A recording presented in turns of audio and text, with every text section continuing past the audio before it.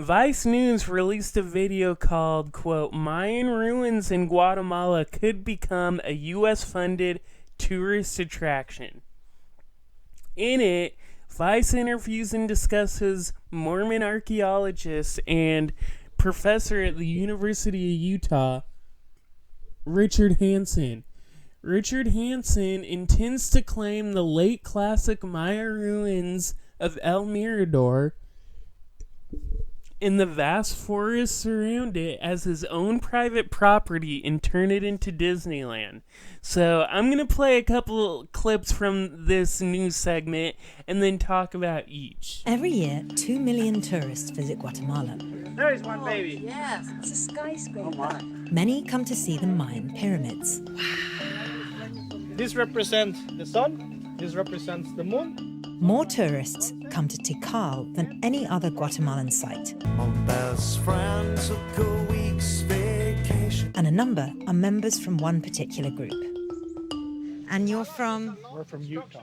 Utah, fantastic. The Church of Latter-day Saints, also known as the Mormon Church. I wear undergarments underneath my clothing for religious purposes. The sites we will see are things that are talked about in the Book of Mormon. It gives us a better appreciation for the things that we're reading when we see what the country was like. Absolutely. Some Mormons believe their ancestors migrated from the Holy Land to Mesoamerica and built some of the pyramids. Whoa! Whoa! Whoa! Whoa! Whoa! There they are. There's Carol. Because we're here in what we would call the East Wilderness of the Book of Mormon, I just want to share a scripture that took place in the East Wilderness. What we would call the East Wilderness of the Book of Mormon. What we would call the East Wilderness of the Book of Mormon. The fact that Dr. Richard Hansen is Mormon plays into this. The documentary won't talk a ton more about it than this opening segment, so I wanted to flesh out the Mormon element. Basically, the crucial theological shift from mainstream Christianity to Mormonism is that Mormons believe that after Jesus was crucified and resurrected, he came to the Americas.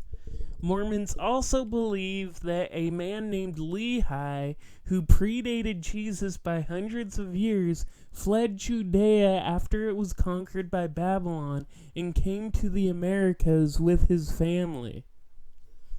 Because of this, Mormons believe that at least some indigenous Americans are descendants of Mormon prophets. There's also debate about the geographical setting of the Book of Mormon. The book is set in the Americas, but refers to places using names that sound like they're out of a fantasy novel, like Quaba Baba, blah blah blah blah, Caledonia Land, Hueswapopado. All types of just like names like that. This means people don't know what geography is specifically being referred to in the Book of Mormon. There are several different theories about where the locations refer to because nothing fits entirely right. All that I'm saying is based on surface level internet research, but it's just how I've come to understand it. So, if you have any insight into Mormonism or anything that I'm missing, be sure to email us at societyshowpodcast@gmail.com. But here's what I've read so far and how I understand it. Most Mormons, if you take the Book of Mormon literally, interpret the geography of the book as referring to a limited geographical realm to help explain geographical inconsistencies. And some Mormons entertain the idea that the limited geography of the Americas described in the Book of Mormon is the Maya area. It seems like believing that the Book of Mormon took place in Mesoamerica is somewhat fringe. Or it seems like something that that more Mormons believe than you'd think. It just doesn't come up much. It kind of reminds me of Christians who are young earth creationists. A lot of Christians actually do believe it. It's just, it doesn't really come up much, and it's not a culture war issue like it was in the 2000s. So, yeah, I think the Book of Mormon, it's this. A lot of people have different ideas about where it's set. Some people think it's set in like Western New York. Some people think it's set in the Great Lakes region. Some people think it's set in Mesoamerica, and a lot of people have different ideas. So that just kind of fleshes that out. And having said all that, I'm not sure how seriously popular the belief is, but it does exist.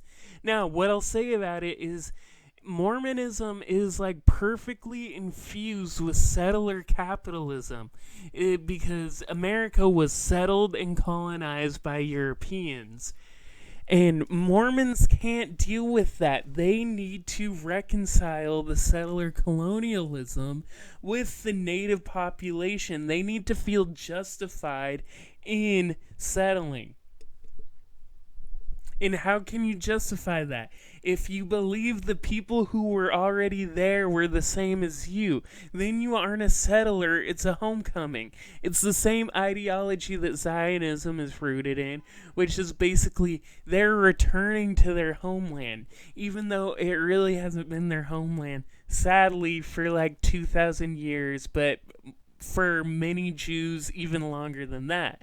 But Mormonism, it's even more nonsensical because obviously Mesoamericans weren't descended from Mormon prophets. Archaeologists didn't start seriously excavating here until the late 70s. Brigham Young University, a Mormon institution, funded the first dig. Richard Hanson, the director of El Mirador's archaeological project and a devout Mormon, first arrived with those early excavation projects. So this really shows the academic university to capitalist development pipeline. I mean, it's not a pipeline like the school to prison. It's not like this type of thing is happening all the time, but it does happen. And it's one of the many ways large international capitalist power structures always find a way to exploit people in other parts of the world. This dude is using an academic university doing archaeological resource to wiggle his way into the society. And then 20 years later, he's trying to make it his own private property. So how, people say imperialism is the highest form of capitalism. What they mean by that is that once capitalism develops enough in a domestic market, it needs to expand by exporting capital to other parts of the world. Imperialism is the highest form of capitalism because capital will always have a tendency to export itself more capital to grow markets and increase profits. So we live in a post-colonial world in the most literal sense of colonial, that capital still needs to function by expanding outward in the same way colonialism did. That's what it means when people say imperialism is the highest form of capitalism. It's when capital has a moment of crisis, turns to finance, and then begins exporting capital to sustain itself. Well, it's a 2 to 3 day hike one way in here. It's pretty rugged to get in here, or you take a helicopter, which takes a lot of money. If we put roads in here, the narcos will control them. The only thing that we found that works, that's sustainable, is a miniature train. I got hit by a train last year while I was walking. You don't cut a single tree, you go around them, and you go on the ancient causeways. And man, you see the opposition against that. That imperialist gringo, he wants to get rich off of us. Fucking asshole! These people are so... I don't believe you people. Huh? What do you mean, you people? What do you mean, you people? Huh? They don't see the way that... That's one of my criticisms of the Guatemalans. There's no vision. So when he says he wants to build a train on the ancient causeways, he's referring to Sakbab, which is plural, or Sakba, singular, which is the name for the ancient roads of the Maya area. Maya built a massive network of roads that had both a functional purpose, obviously, because they were roads, but were also ritualized for the Maya people. They were used for pilgrimages. They often connected temples and religious structures to each other, as well as connecting some cities. The word Sakba means, quote, white road, because the roads were raised and paved with limestone plaster. And the simple truth is, we have no idea how expansive the Sakba network is, because most of it is covered by plants that grew over the roads. But archaeologists know there's a lot of road there from doing radar scans of the forests to find covered structures. So not only is some of the roads completely visible, we know about them, we see them, you could walk on them today. Not only that, but there is more than we even know that is completely covered. And we know that a lot of it is covered in where it is, but not nearly all of it, probably not even most of it. We're still uncovering Maya artifacts and ruins today, like to this day. So Sakba have a lot of importance to contemporary Mayas. Modern Maya people call the Milky Way Sakba, drawing a parallel between their road network and the cosmos.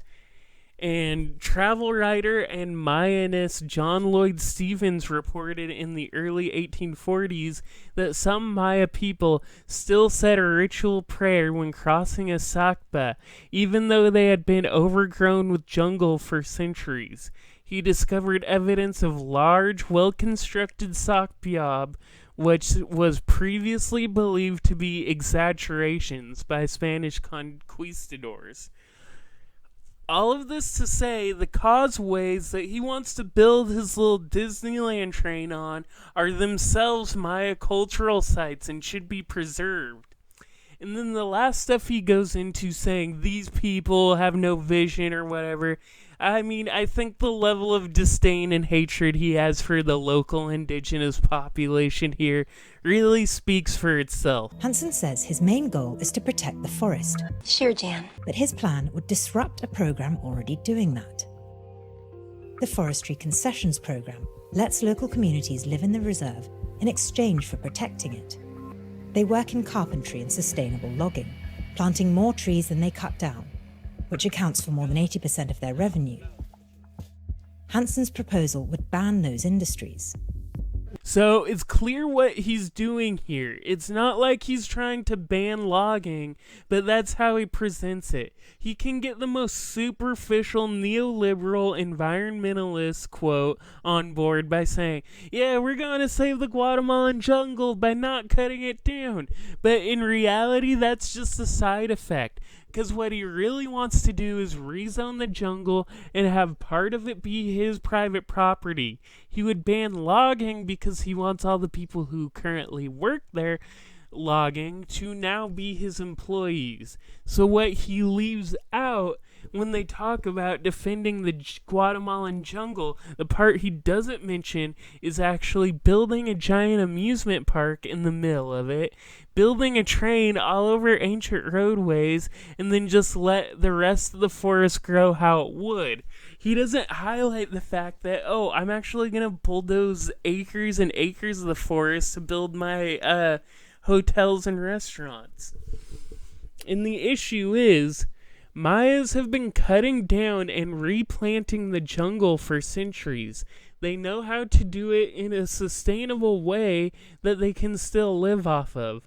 In fact, we don't really know why the classical Maya collapsed, but many think that at least part of it involved overly deforesting the Maya area and losing some resources as a consequence. So Maya people, after another 1,000 years of farming and forestry, now have a much more successful foresting strategy that is entirely sustainable. I've been talking for 40 years about the importance of conservation, but now it's gratifying to see that they listen to the message.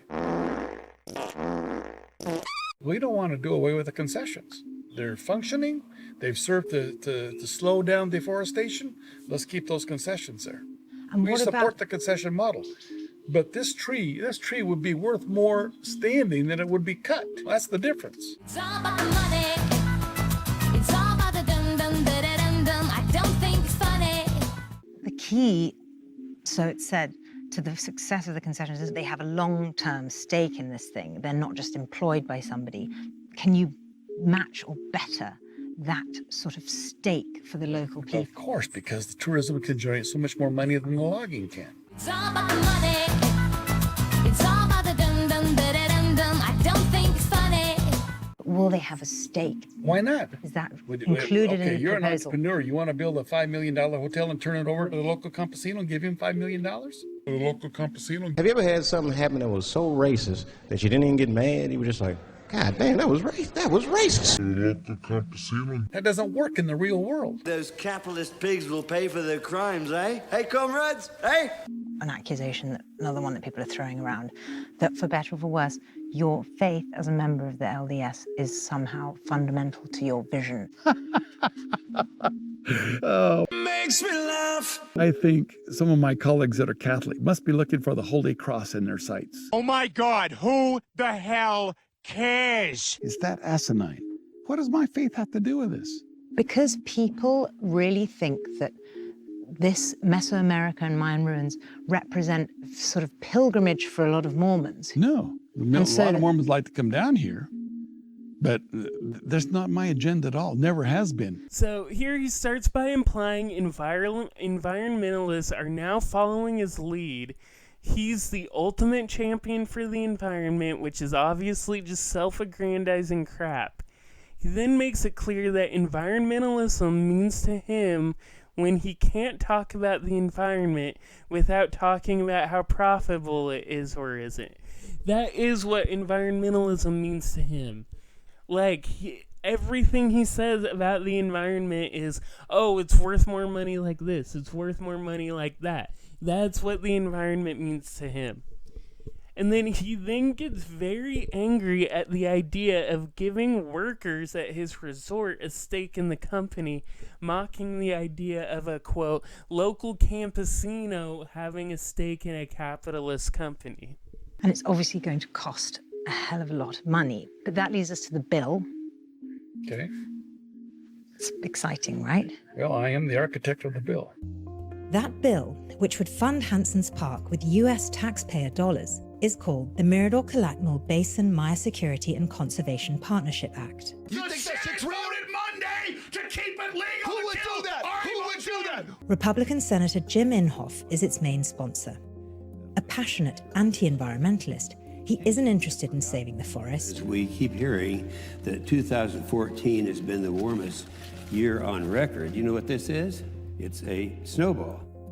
Instead, Inhofe told Vice News he likes the proposal because it would stem immigration to the US. Have you ever had something happen that was so racist that you didn't even get mad? You were just like, God damn, that was racist. That was racist. This shows that this isn't just private pseudo-colonialism.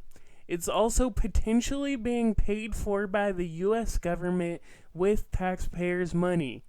The dude sponsoring it is in US Congress, and he says he supports it to curb immigration. Why do you think he thinks this? I'm not positive, but if I had to interpret it, it would be like this. One of the big reasons people immigrate to the US is they can't get work in their home country and they want to work. This is pretty basic stuff. You need to work to live. You can't get work in your home country, so you go to another country. In other words, they come to the US to seek an employer.